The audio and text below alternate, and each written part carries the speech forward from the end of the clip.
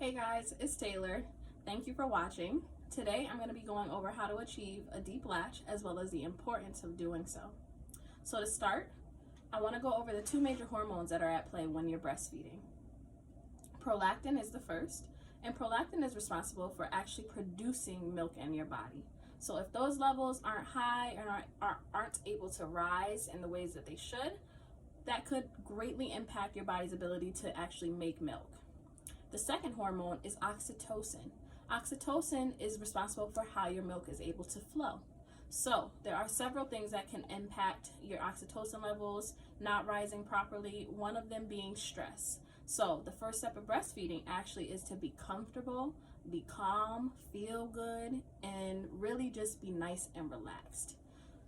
So before you start breastfeeding, look, we're gonna put this baby down. Before you even have the baby, I want you to be sitting back, reclined even. Gravity's on your side when you are halfway reclined, right? So sitting back, shoulders back, head up. I call it the queen treatment, right? You don't really have to put your head up, but you get the point. Feet up, that's another great way. Just be relaxed, be comfortable. That's the first step. Again, we wanna make sure that milk can flow out of you in the ways that it should. Otherwise, your milk not flowing optimally, meaning at the best rate, it can actually impact your milk production. And we'll get into that maybe in another video. But just know, it's very important for you to start off by feeling good. Once you feel good, feet up, got your pillow behind your back, everything is in place, you feel good, you're gonna have somebody bring that baby or pick that baby up, whatever, have baby nearby. If you are home alone, keep baby next to you during this process of getting comfortable, right? So that's the first step. Get comfortable, be relaxed, feel good. The second step is to start baby nice and center. Now, typically what I would recommend is for you guys to be skin to skin, meaning baby only has a diaper on and you don't have anything on where baby would be touching. So this whole front side of your body. No bra, no t-shirts. It's not impossible to obviously do this without all of that, but it's a great way to stimulate those hormones that we talked about to rise to the highest level. So again, first step, comfortable. Second step, start baby center, doing some skin to skin. From here, you're gonna support your baby's neck, right? I'm gonna be demonstrating cross cradle. I wanna also note that, but we're gonna support baby's neck, and nothing is to go on the back of baby's head. Not a finger, not a half a finger, not a boppy, not a pillow, nothing should be here, right? We want to support baby's neck. You should literally be able to hold your baby just like this. That's a good anchored way of supporting the baby's neck. And this may look like it can hurt the baby, but babies are actually a lot more resilient than we give them credit for. This is the perfect way. Your fingers might end up below the ear level, at the ear level, but essentially we just want to make sure, again, nothing's on the back of that head, and I'll explain to you why. Babies have a reflex in which if anything's touching the back of that pretty little head, that chin is going to get tucked. And I want you to do something with me. Tuck your chin and try to open your mouth wide. Right? Ooh, I can't open very wide. Now, I want you to do the same thing, but put your head back. I was able to open my big old mouth a lot wider with my head back, right? So this is important because I have another thing that I want you to do with me. This is going to be a little harder for me to demonstrate, but bear with me. If you put your tongue up behind your front teeth, like that, right? You will feel a hard palate, the roof of your mouth, right? However, I want you to put your tongue up behind those front teeth and then slide it back until eventually you feel a soft part. That's way in the back of your throat, but you should feel it, right? If you haven't, that means your tongue didn't go far back enough. But when babies are latched deeply, that nipple is going to go to that soft part of their throat. And what that does is, one, it allows them to transfer the maximum amount of milk, because instead of it pooling in their mouth and going everywhere but where it needs to go, it's already in the back of their throat. So when they swallow, it's going down. The second part is mom's nipple, right? That hard part, the hard palate of the mouth, when a baby's drinking, the tongue moves in a wave like this. So essentially, anytime that tongue is lifted and elevates, mom's nipple is actually going to get pinched and grinded. If you've ever breastfed, you know how bad it can hurt and how damaged your nipples can get when baby's not latched deeply and when that nipple is more towards the front of their mouth. We want to avoid that. Breastfeeding is not supposed to hurt. It doesn't have to. It affects milk transfer, and it also causes you discomfort as a mom. We don't have to do that, right? We know we can latch deeply, and we're going to learn how to do that today. But I wanted to explain the importance of deeply latching. Like I said, one, it can affect how much milk your baby is getting. The second thing is it causes you pain. So both of those are equally important. Babies need to get their milk so that they can grow and develop properly. You need to be comfortable because you are important too, right? So we want to avoid that at all costs. So again, first step, I'm gonna do this over and over because mom brain, pregnancy brain, all of that is a real thing and it don't go away. So be comfortable. The second step, start baby center with some skin to skin. Third step, support baby's neck with nothing on the back of baby's head because we just explained why. From here, what we do is, after you're supporting baby's neck, I am using my left hand. So I'm going to use my right hand, don't mind my breast. And I'm going to, again, supporting baby's neck, slide baby over. What this does is, it allows baby's body to be in complete alignment. So, if you can see, baby's ears, shoulders, and hips, down to feet, are all pointing directly into me. If you were to be looking at me, you can't see none of this baby's front side. And that is very important for a couple reasons, but one of the things, just to make it simple for you to understand, is think about it. If you had to swallow and eat, but your head was over here, but your body was over there, try swallowing like this. It's uncomfortable, right? Again, let's just avoid these things. Baby should be tummy to tummy with you, and everything should also be in alignment. From the ears to the shoulders to the hips to the feet. Everything turned into you and securely pressed against your body. Your baby actually has receptors from the crown of their head to the bottom of their little toes. And when they are pressed against your body, it sends a signal to their body that says, "Ooh, we about to eat." And it also stimulates your body to let your body know you about to have to make some milk, right? So again, tummy to tummy, completely facing you. I don't care if you were feeding your baby like this. As long as this baby is turned into you, you're doing it right, okay? One of the things I want to show you real quick, because again, I am demonstrating cross cradle. I want to quickly go over football because everybody comes home doing football wrong.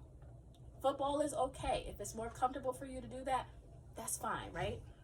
Usually when I see moms do football, baby's like this. Now, can y'all tell me what the issue with this is? Baby's front side. I can see this whole baby's chest. No, that means baby would have to turn his head. My little John Quavius would have to turn his head sideways to eat. And we just said that's uncomfortable, right? When you are doing football, it's a little awkward when you have a new baby because when you're properly doing it, baby's feet are going to be more towards your back, right? Make sure that baby is turned into you completely. You shouldn't be able to see baby's front side.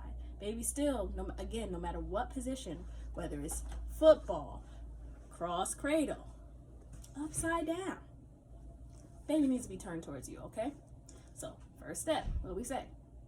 You be comfortable, sit back. Your shoulders should be back. You should be relaxed. Second step, support baby's neck. Start baby center, skin to skin. Best way. Third step, support baby's neck. From here, we're going to use our opposite hand to slide baby into position. Again, I'm using cross cradle.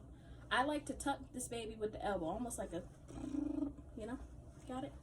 Tuck baby in. Again, those receptor sites need to be nice and snug against your body so that baby knows what's about to happen. It makes a big difference too if they're not secure against your body. Some babies won't even stay latched unless they are completely tucked in. These feet too. Get a baby blanket, one of the receiving blankets, and kind of tuck those feet in if you're having a hard time and you can't really reach your baby's feet, bottom and everything with your elbow. It's a great tip. So again, tuck baby in, make sure baby's nice and secure.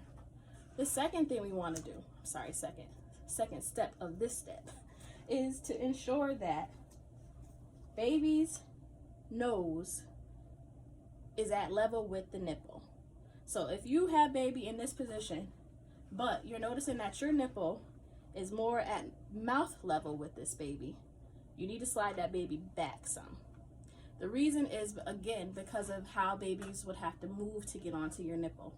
If your nipple is at mouth level with the baby, that means baby's chin has to go in which direction to get to that nipple? Down. We don't want that. We don't want them to tuck their chin because we can't get a nice wide open mouth. That's called the gape response. We want to see them put their head back, chin touch first, mouth open nice and wide, and then we give them the nipple. So again, we're going to pay attention to where that baby falls after we slide them into position and they're nice and secure against our body. We want the nipple to be at nose level, above the mouth. So that way, baby's head has to go back and baby will open wide.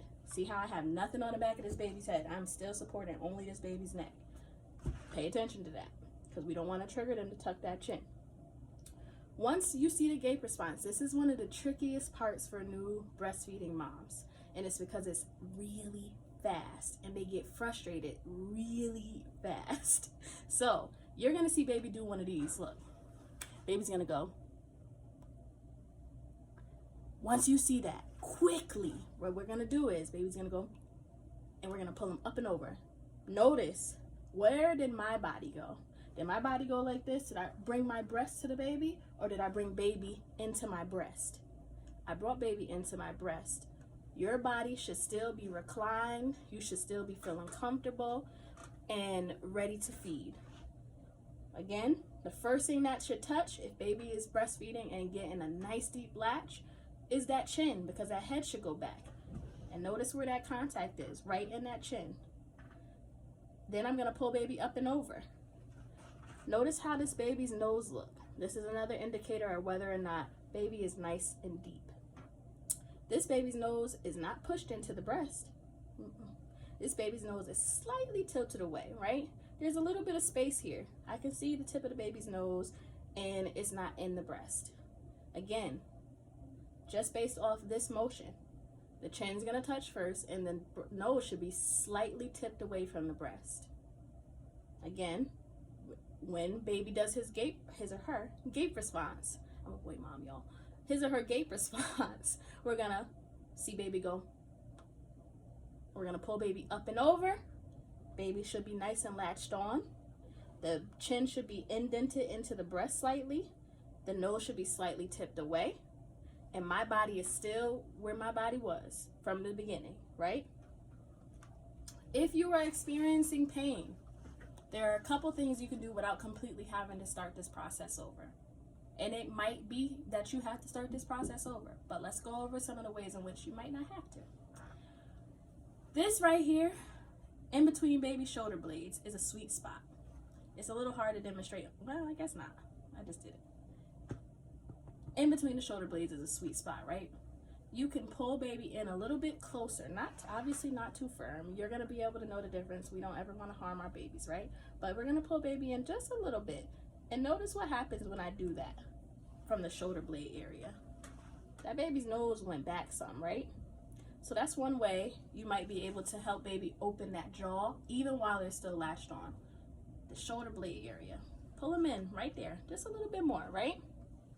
The other thing you can do is carefully, while you're supporting your breast, if you're no longer doing that, you might be in this position, that's okay too. But if you're still supporting your breast, you want to just try to slide baby back slightly.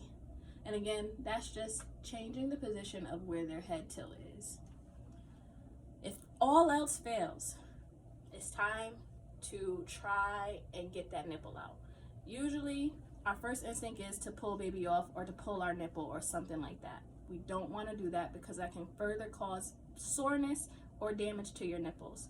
The best way to unlatch your baby is to use your finger. You can use anyone, whatever's comfortable. I usually use my index. I guess I've seen people do pinky, but you can come right in the corner of their mouth and you're gonna, like a hook, scoop your nipple out.